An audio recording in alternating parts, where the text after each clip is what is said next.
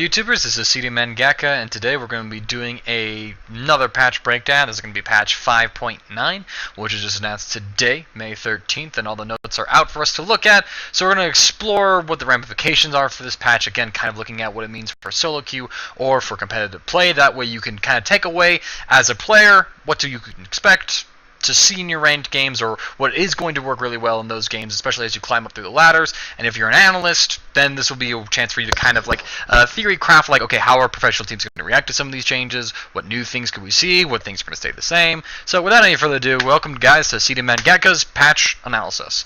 So I'm going to go ahead and switch the screen to this. Here we go. Okay. Alright, so this one starts off, it's a little more meaty in terms of what's actually going on within this patch system. There should be quite a bit of a shakeup, actually, in my opinion, of what we could see. I say can because it really is up to like the professional players, what's going to be used in competitive play. I think it's going to change a lot in solo queue as far as the jungle goes, to a degree. So, but immediately, let's talk about like my favorite part of this entire patch system, which is the new attack move functionality. So, to explain how attack moves works for you right now, okay, by default, if you click on your A key, you change your cursor, and then I think if you left click with that, so you A left click, then your character will begin to move to the location which you left click to, okay? But on the way there, they will attack whatever comes into range of them first. So, it basically sets you up to move, and then whenever something is within your range, you'll automatically attack it. This takes away the responsibility, I'll say, or the need to click on that particular thing in order to attack it. So how this is typically used is to kite, namely as an ADC. So what pro players will do, or not even pro players in general, just like, people who are mechanically skilled at the game, they will use the right click, the default right click, to move away from someone. Then as they are going to try and click on someone to attack them, they'll use the attack move click so that they don't have to worry about missing the model of the champion they're trying to attack and just start walking into them and like awkwardly die. Instead, they can just like say, hey, I'm going to move in that direction now. Whatever comes close to me, I'm going to hit it. Now, the only issue with this, though, is two things. One, the laning phase, where there's a bunch of minions around you, and the second thing is in team fights where the enemy team gets clumped up together. So if you want to be really selective with that ability, just to just click in a general area and hit somebody, you can't really do that with the attack click as it exists now. You have to be precise and click on the model you want to attack. So like actually the example Riot uses is Vayne. So if you got like a 2 silver bolts stacked on an enemy, and then you try to attack move click onto them, but say like a minion enters your attack range first, you'll hit the minion and then break your 2 stacks on these silver bolts, okay? So that's like an issue which has with it, and so that means that there's ways where it's not a completely infallible system. This completely this removes that completely. That's like the best way of putting it. The new functionality, which, to clarify as well, you can toggle between the two, so you can have old attack move functionality versus new attack move functionality. Now it no longer goes off of what moves in your character's range, but rather where you click. So it's closest to where your cursor is rather than closest to your character. So what this means is now you can use attack move click to harass someone within a minion wave. So now you don't have to worry about like misclicking someone. As long as you click pretty close to them and they're closest to your cursor, you're going to auto-attack them like all the time. This can completely revolutionize how ADCs are played, or probably the better way to put it actually is make ADC kiting easy mode.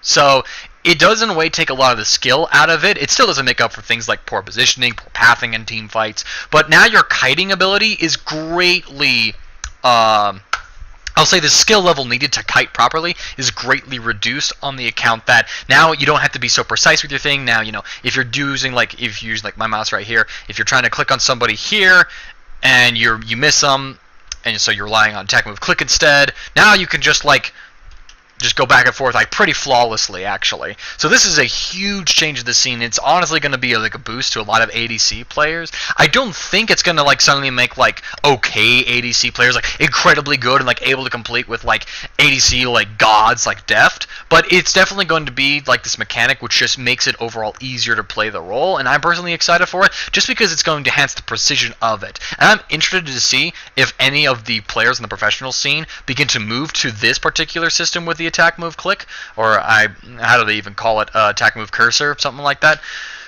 So yeah, I'm interested to see how that goes. Honestly, it's a feature I'm pretty excited for, just for readability. And with this change, I advocate anyone who wants to like just go hard with the like ADC mains or something like that to go into like your files, reset your change the input so that your attack move button, your attack move click button, is your left mouse button, so that then you can just so then you can just like use the right button to just move, and then left button to CS auto attack, and then it's like it's insane. I think that is going to be pretty cool to see.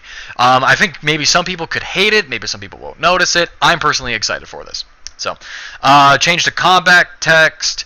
This is just like a visual thing. So it basically is like, oh hey, the bigger the damage, the bigger the number. So then like small stuff, it's like, okay, you don't notice it, but like if something big is in, you're like, holy shit, the damage. So it's a readability thing. The next big thing in this patch is Ashe. She's getting reworked, and it's a very interesting rework. Honestly, I like it, but I'm interested to see how it actually plays out.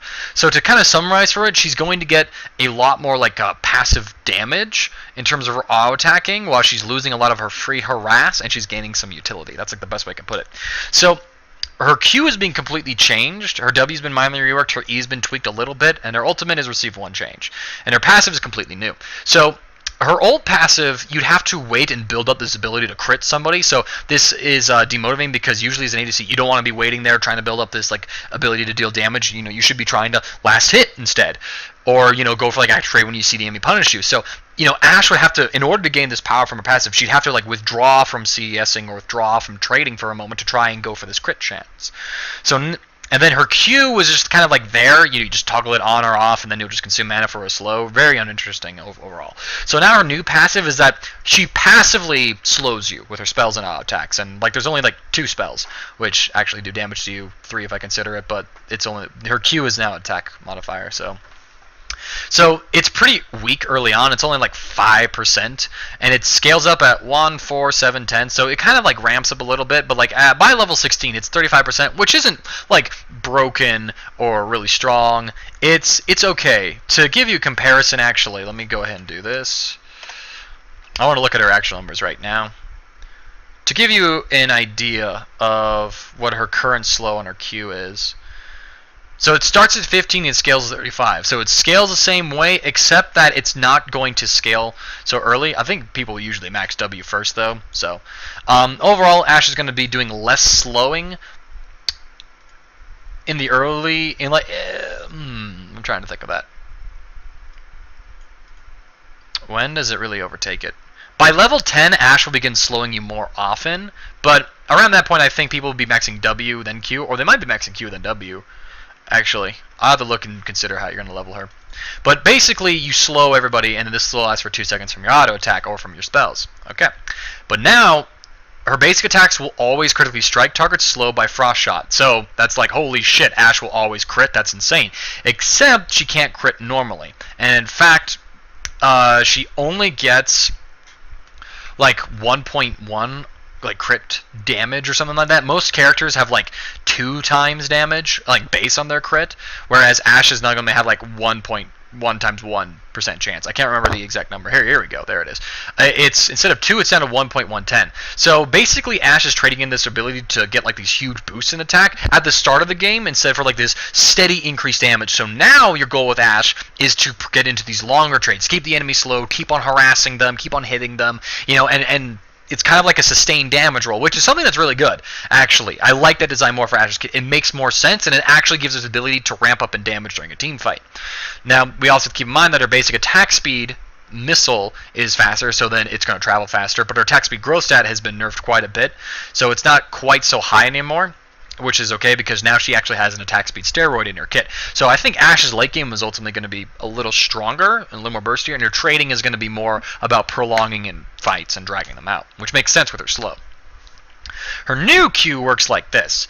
So applying her passive, so again, you can apply that with your W or with auto attacks, grants a stack of focus for 4 seconds, stacking up to 5 times. Okay, so within a 20-second period, then you can try and build up 5 stacks, or you can just like every time you apply it, so you want to get 5 stacks. You want to like get 3-4 auto attacks off, and then you can activate your Q. So activating Ranger's Hook will consume all of your stacks, and it will grant the scaling attack speed bonus based on your level, not by how many stacks you have. I'm assuming that's how it works. And if 5 of the stacks are consumed, her basic attacks are replaced by a flurry of arrows, which give her an extra, a little bit of a scaling. Again, I'm assuming based off a level of her total attack damage per attack for the duration. And it lasts for like, how long? 4 seconds. And it also boosts the slow by 20% for 4 seconds. Okay. So this means that Ashe is going to start like trading with you or like trying to build it up. And then once she gets these stacks, then she wants to go in for these trades. And then she's going to hit you more, she's going to slow you a bit more, and she's going to do like a little bit of extra damage with this extra AD. Ashe is actually going to be scaling with AD and attack speed and crit. And it's going to build like even more so than before, which is pretty cool. 50 mana, pretty high cooldown though. So, which again, you kind of want to see that happening just because like this would be way too strong. Her W, it's being buffed and nerfed a little bit overall. We'll have to see how it works. The cost is going down, the cooldown is being decreased, the number of arrows fired is being increased, but the missile width is, holy shit, increased by 20. And if an enemy eats multiple arrows, they only take damage for the first. So while Ashe is getting this improved ability to trade, and wants to have this focus on like drawn out fights, her ability to poke is severely reduced because again now you only take damage from one arrow, and with the missile width being increased as it is, then suddenly you're not gonna have this case which it is on live where she's just gonna fire a bunch of arrows, gonna go through all the minions, you're gonna take 3 in the face, and it's like holy shit. So she's much less poke based, so she's losing that strength, but she's gaining it with this improved kind of like all in pattern. Hawkshot is probably the change I don't like the most, simply because it's permanently global range, and it stores up to 2 charges upon reaching rank 2, so you gotta get at least 1 point in it, so maybe 1 point early on to begin building charges for the mid-game scouting is gonna be really good. The ammo recharge rate, it's pretty high, and the cooldown between gets 5 seconds. It no longer passively generates gold though, so Ashes are gonna have like this random whole, oh, I get extra money for doing nothing. What this does mean, though, okay, is that Ashe does not need a blue trinket in the late game. Instead, Ashe can simply just keep her E up and then go for like a yellow warding totem, which isn't overpowered or broken in of itself. I think it's kind of cool that she's a little unique like that. But what antagonizes me the most about this particular change is just the flat global range. Like the ability to scout in the early game with that is pretty obnoxious, in my honest opinion. It's like if you can push up in the lane and get like a hawk shot across the map, and it like goes through the jungle, you can find the enemy jungler. Or they're just like, oh, there he is, guys, we know where he is. It's like, how do you play around that? Or if you ever want to scout anything, it's pretty obscene, in my opinion. Yeah, I don't know why that is. I don't think it's like game breaking or it's gonna make her overpowered, but just like I don't see the point in giving it that much utility where it doesn't really have that kind of counterplay except for just like, oh, you gotta see it coming and then like, oh shit, run. But I don't know how that functionality particularly works. Last little change is a bit of a nerf to her R, actually. The slow on the enemies in the area is no longer 50%, but rather Frostshot's current value. So you have to keep in mind that it's going to be like 35, like this really low percent. So then Ashe's like AoE engage tool is actually pretty nerfed in the early game, while it does okay in the late game. But if you have your Q activated, and if you throw out your ultimate, because it boosts the slow by an additional 20%, then it's going to be pretty okay. But at the cost of like you using like your in-game damage. So ultimately, Ashe is moving away from this really poke, kiting-based thing to champion to more of this long, prolonged trade champion with reduced engage. So it's really cool to see, actually. I'm pretty excited for this rework. She'll still suffer some same issues, in which that she doesn't have an escape, but perhaps with her additional scaling and I don't know how her crit will work. If it can build up to like how it is with her currently, with how it operates, then I think that should be pretty okay. Akali's getting some buffs here, which I don't think is too big of a deal. Maybe in solo queue, if everybody's squishy, it will be. But with like the heavy tank meta going on right now, if it doesn't shift away from that, I don't think we'll see Akali in competitive play. Probably have her have a little more success in solo queue. Her E cooldown is being reduced by 2 seconds across the board, so now her E is on like a 1 second cooldown max rank, which is pretty big.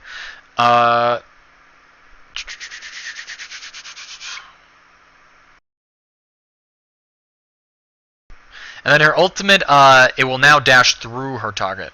So what that means is that she'll get behind the enemy. So if you're like, if an enemy's trying to retreat, a quality won't appear like right on them and they'll run away. She'll cut them off. So that improves her chasing power. Ultimately, pretty nice buff.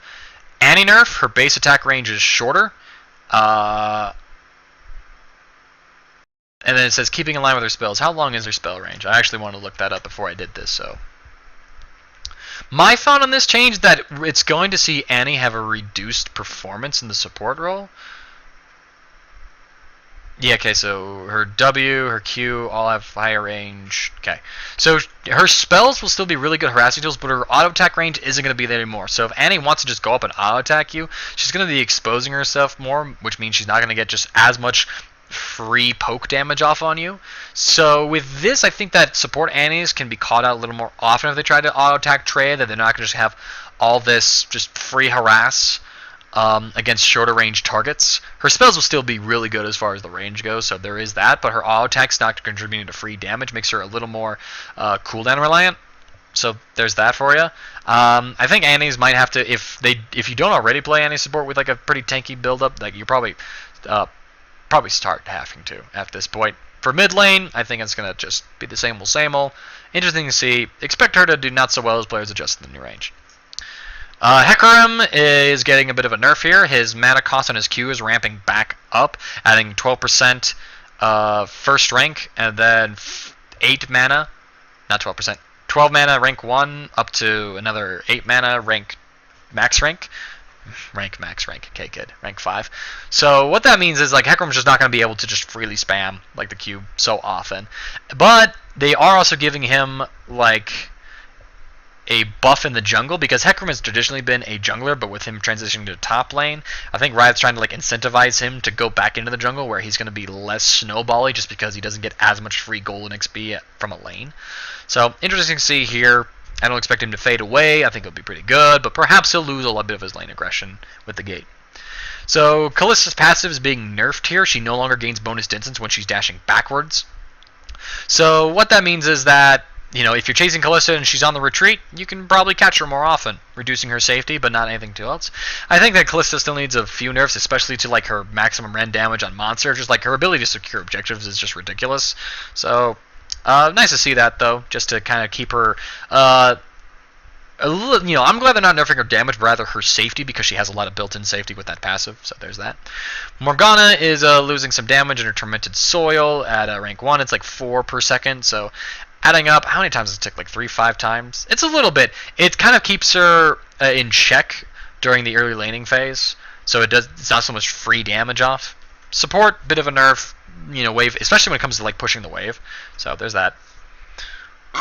So Nasus and Renekton both get this buff where their R's no longer have a bug where it can take up to like a quarter second to grant the bonus health, meaning that, you know, instead of like, okay, pop the health, but if somebody like all attacks you in that time and they kill you with that before your health comes in, that won't be there. So now it's pretty much like a instant heal, which is, you know, pretty nice clutch save for Nasus and Renekton.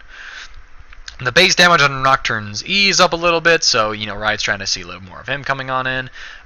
Then we also have his movement speed bonus to scare targets now works with allied fear. So guys, team fear, it's going to be a thing in meta. So maybe, you know, Nocturne will have a bit of help.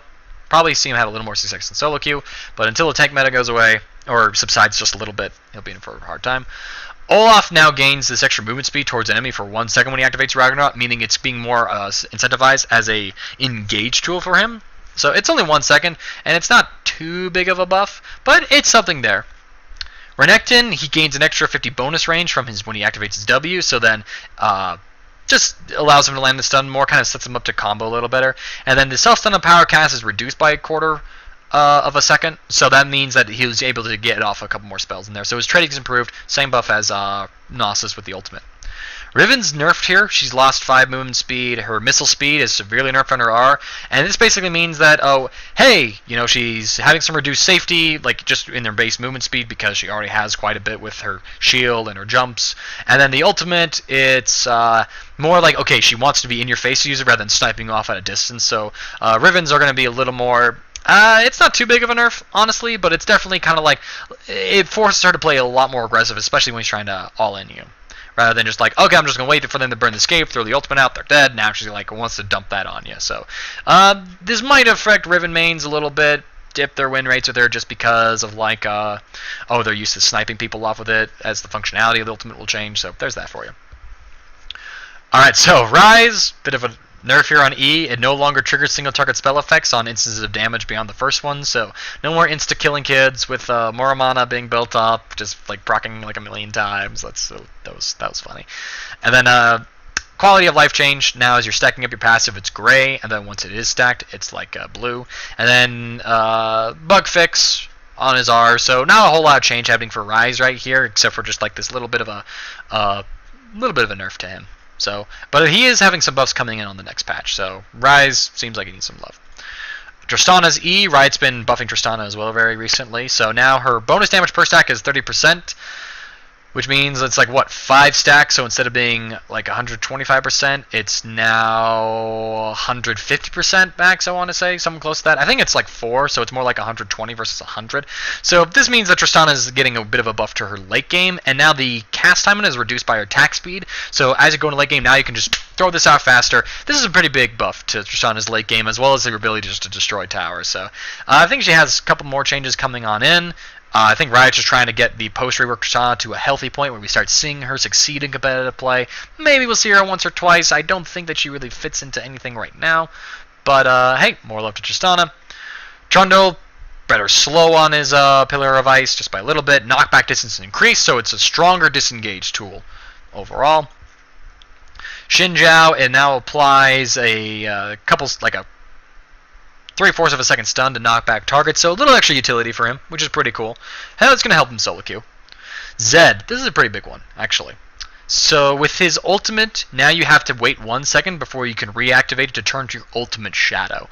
So what this means, actually, is that Zed can't just ult someone and then just immediately jump back out. Like, you could theoretically do this. I don't think this is particularly useful, but you could ult in onto somebody. They're suddenly trying to CC you, throw out some spells. You could throw out your W as soon as you ult them, like where they're retreating to. Warp back to your shadow so you dodge whatever spell or AoE they just threw at you, and then warp back in on the W shadow and continue finishing them off. You could do that theoretically. Or, you know, if you go all in and then they're trying to bait you, the jungler shows up, then you can just instantly warp back to your shadow, dodge whatever spells they're throwing at you. With this 1 second cooldown before you can warp back to that original shadow, it means that there's this moment in time where an enemy can like CC you and trap you, where when you go in, you're going to be there and you've committed to going in that particular fight, and you can't just instantly pop on out. So now if a jungler was like baiting for you, now if you ult on in, they can throw the CC ahead of where you're going to land. It is going to hit you unless you like W away from it super fast or flash it.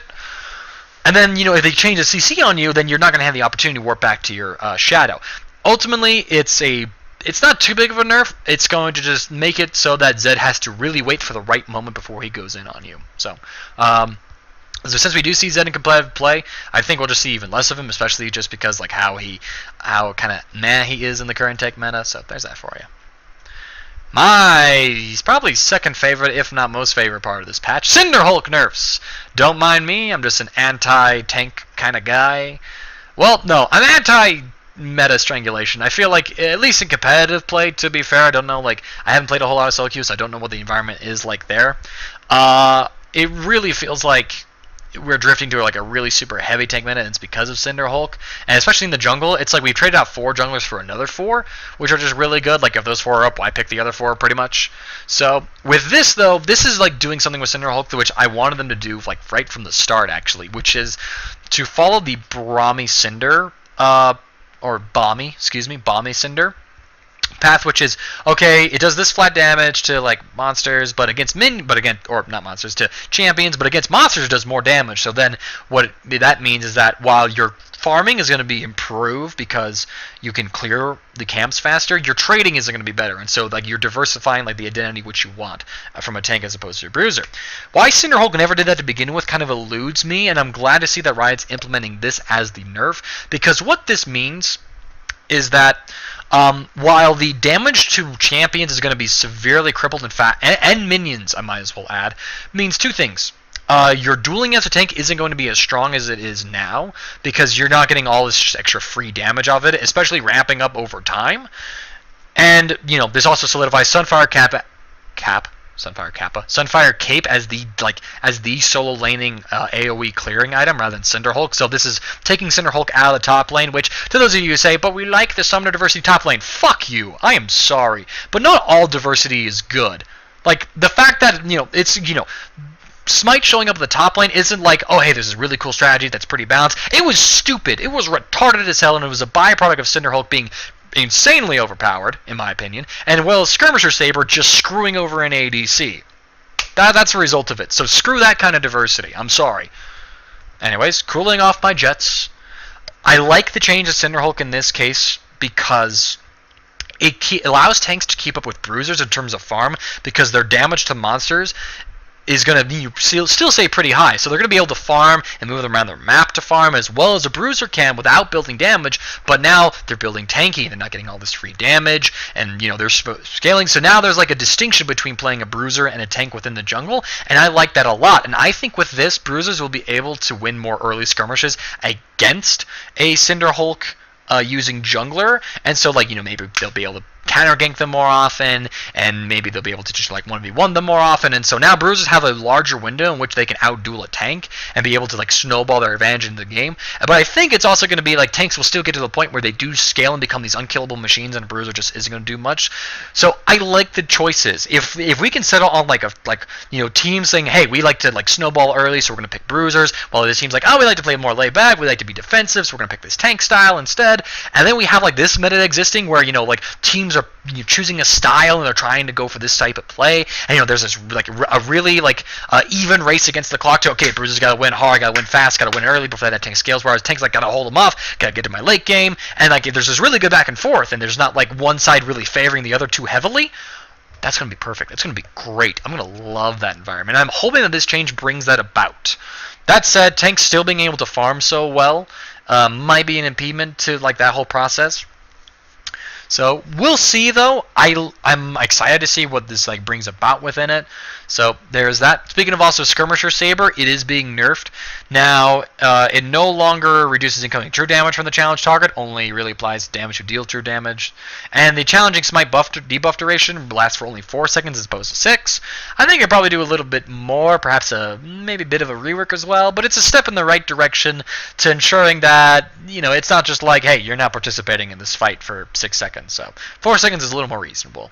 So ultimately, with these changes, I'm hoping that we see actual jungle diversity within the competitive meta. Again, I don't really know how solo queue looks, but I do know, for the first time in Korea, for example, Lee Sin is the #1 jungler, which is fine. We don't need to return back to that era of him controlling the jungle.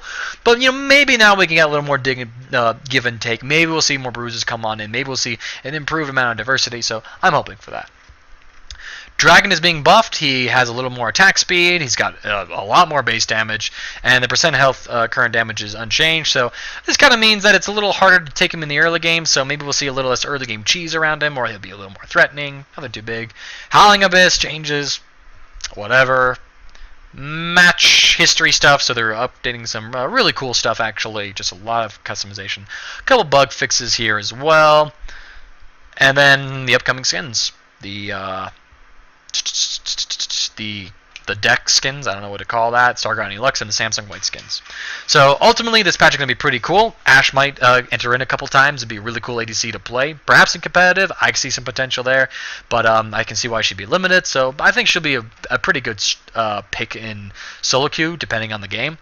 While I think that tanks are going to lose a little bit of power, but not be completely dethroned. Then we're just back to the age of bruisers. I think that if there is a patch where jungle diversity is going to really come to a crux, I think it's going to be this patch where there's this clear distinction between the play styles of junglers, rather than just free damage that tanks have. So anyway, thank you guys for watching this particular patch video. My name is CD Mangaka. If you like the work that I've done, feel free to subscribe to the YouTube channel. You can follow me on Twitter as well. Keep up with some of my tweets, as well as keep up with articles I write for GoldPretend.com, for esportsgo.com, or esportgo, not esportsgo, esportgo.com, and liquidlegends.net. So thank you guys again for watching this video. This is CD Mangaka, signing off.